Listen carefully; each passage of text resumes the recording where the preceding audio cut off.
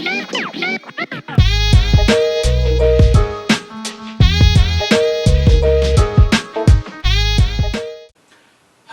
and welcome back to Small Couch Reviews. It's your boy Sam. It's your boy Jovi. Thank you for joining us for another episode where we talk about all things pop culture, video games, movies, TV, comic books, all the media. The good stuff. And today we are going to talk about, you know what we're talking about, Jovi? I think we're going to talk a little bit about Cyberpunk 2077. Yes, sirree. And the good thing about there being two of us with two different systems is we get two experiences. Yeah. Now, in my hand is the PlayStation 4 version of the game, Cyberpunk. Jovi here has the Xbox One version. Xbox One version. Yeah. But we both have our next-gen consoles that we can run them on. Yes. Very important. Very important distinction. I also, if you look at our Instagram page, you'll know I have the, you'll see I had the PC version. I actually bought the PC version before I got the PlayStation 4 version. And if you see I have the PlayStation 4 version, you can probably guess why.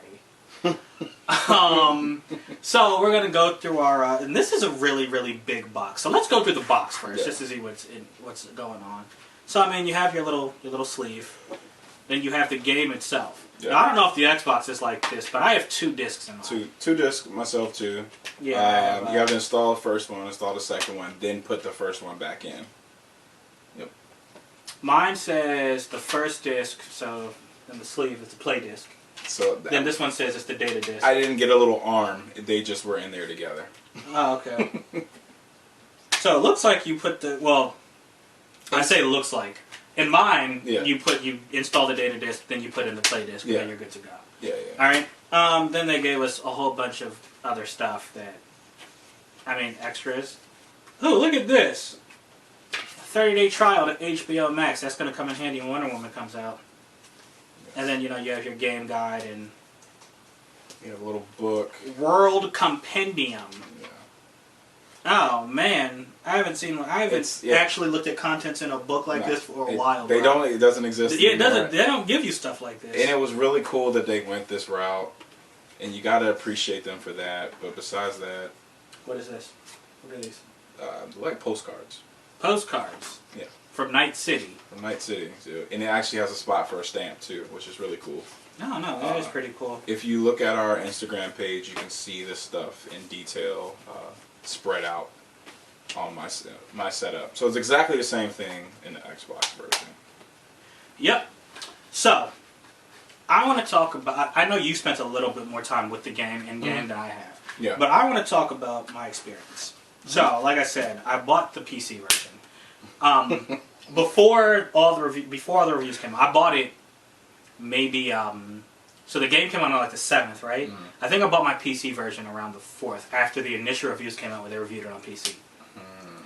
Then I realized that the recommended settings where you needed they recommended at least a 7th generation i7 processor and a NVIDIA 1060 graphics card. Or equivalent on whatever setup you have on AMD. Yeah. Now, the rig I'm running is a 1080 Ti graphics card, but I have an 6th generation i5 processor. Okay? It's a bunch of mumbo jumbo, but point being, my processor is not as fast as it needs to be, right? So anyway, but I was like, you know what, figure the graphics card is going to be okay. The first thing I was disappointed with was I can't game in 4K. Even at the recommended settings, I think the max is 1080p. So then I went on looking on PC benchmarks, and I'm seeing people are like if you go to Reddit, you go to The Verge, Polygon, you see any of these websites, people are talking, oh yeah, I need at least 2080 to run it a 2080 graphics card.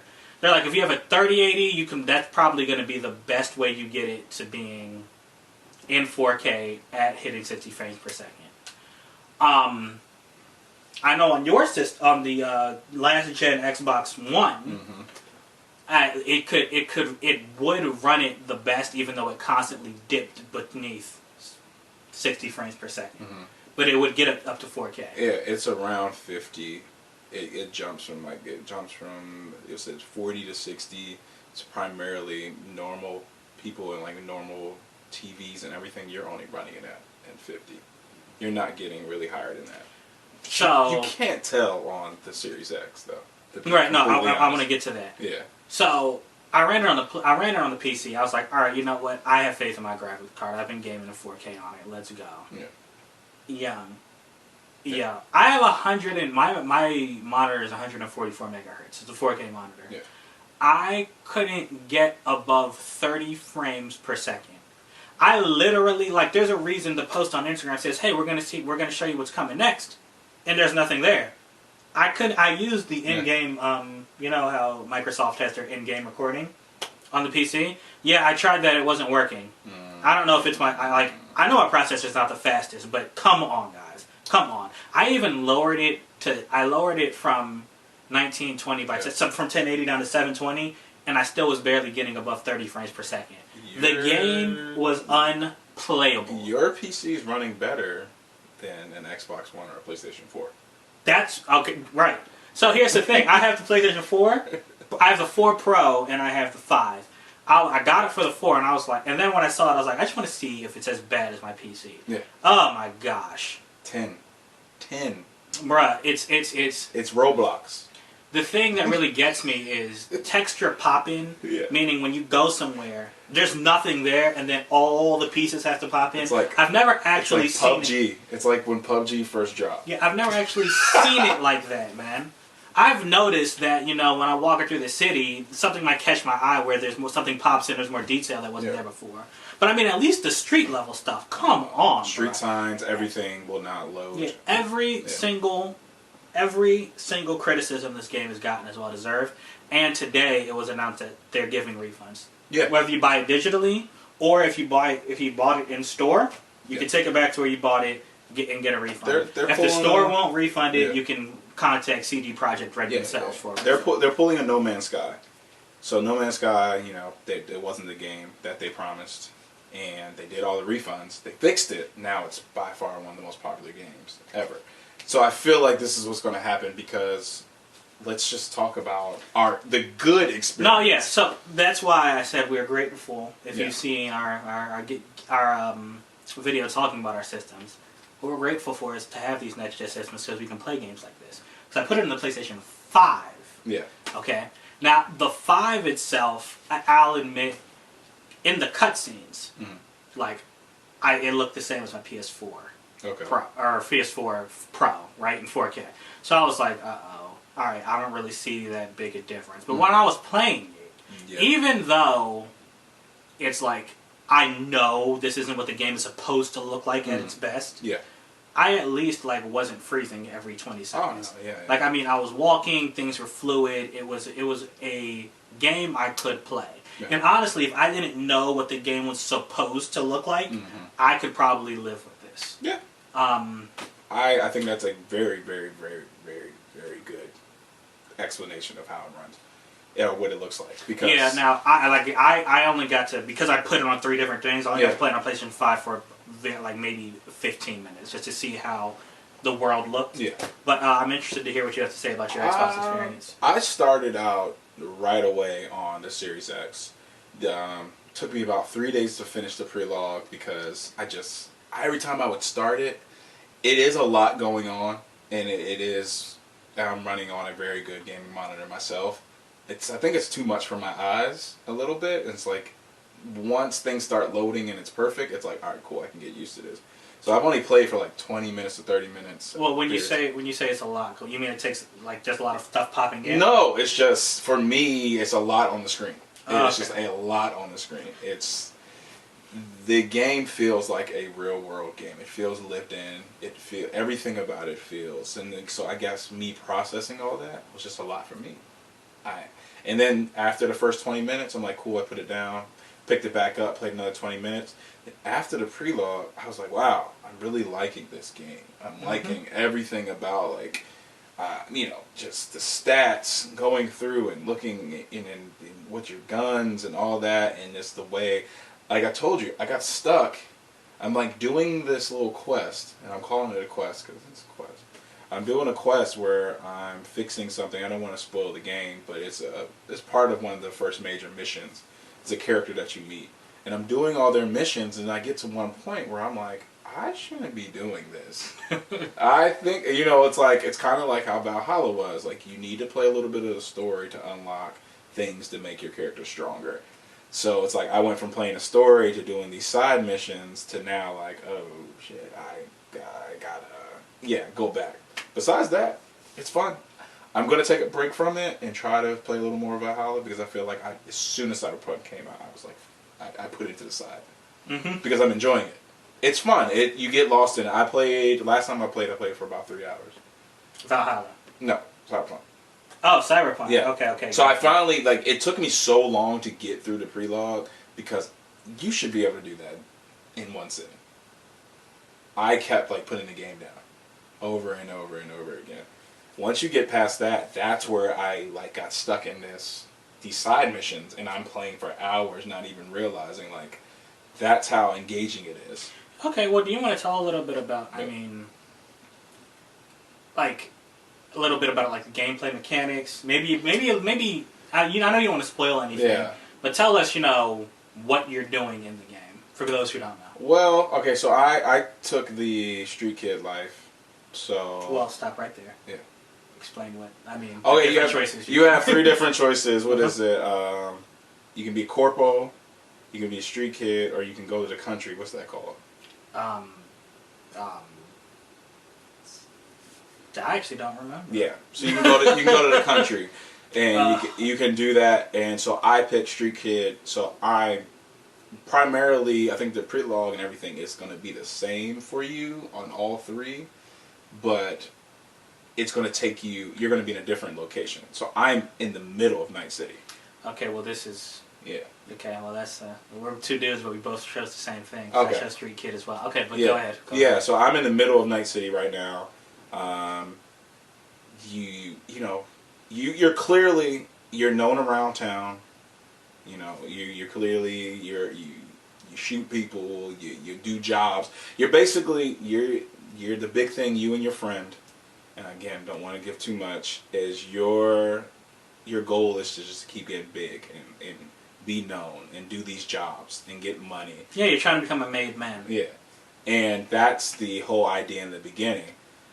After the prelog, the game changes, and I don't want to spoil that for you because it's not what you think. I think all of the stuff about, we all know the other characters. One of the other characters, Johnny Silverhand. I think we have a different idea. You have a different idea if you haven't played it of what that character is and what it means to the story because it changes everything to say the least. Yeah. Okay. I don't know if you got that far either. No. Like I said, I don't want to spoil it. Just saying, they did a very good job of kind of confusing us. No, I got that. Well, we can save that for our full review. I know this game itself. It's not a short game by any means, but in comparison to other games like Valhalla, it is something you can get through the story a lot quicker. You can do the story. It's being said is you can do the story, in I think 20 hours. And then that means you can do every single, all 3 different lives if you feel like it. And just get a feeling for all the different ones. And then from there, you can continue your story and do all the side missions. Right. So I think after I run through my first playthrough is when I think we'll be good to talk about it. Let's do that. Yeah, definitely do that. Yeah, man. But yeah, so if you have it on next-gen consoles, I think it'll be you're lucky. Let's just say that. If you don't, I really wouldn't feel purchase for you. it. Yeah, honestly, I wouldn't. This game is unbuyable if you don't have it on next gen. Both of us have told multiple people if you're trying to get it, if you don't have a fully built PC, like a really powerful rig, don't waste your time. It's going to be your rig. If you're talking about what they're saying, that means it'd be more than what a PlayStation 5 or an Xbox would cost. I know. So here's the thing. I know my graphics card is maybe 4 years. It's not the latest. Yeah. But it's a 10. It was the top of the line when I bought it a couple years ago. So So I was buying it essentially to try to future proof. but you need a 2080 just to run this at the way it's supposed to be run. You know what I mean? And you know how much 2080 costs? I don't even know. Okay, well, I don't. let me say. Okay, I just I know that it costs way more than a build console. So the PlayStation is $499. The Xbox is $499, right? Discless or disc or. Oh, I'm sorry. You can get it for $399 or $499. Well, I mean that's even worse. I went on Nvidia to get a 3080 graphics card just to see if it's available. It's sold out everywhere, just like the PlayStation is. You're not getting it before next year. And the giant is $699. Yeah, that's just for the graphics card. That's just a graphics card, and honestly, that's like the low end of it too. Like I'm good. Let's say this, and I'm gonna leave it at this because I don't want to say much more.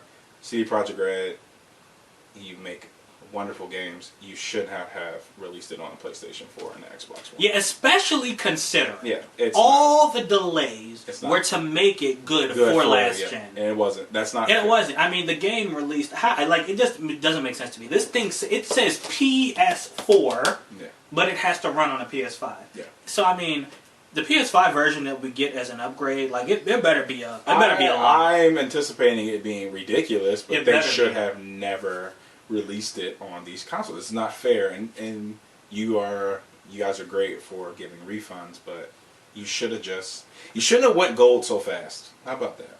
I agree.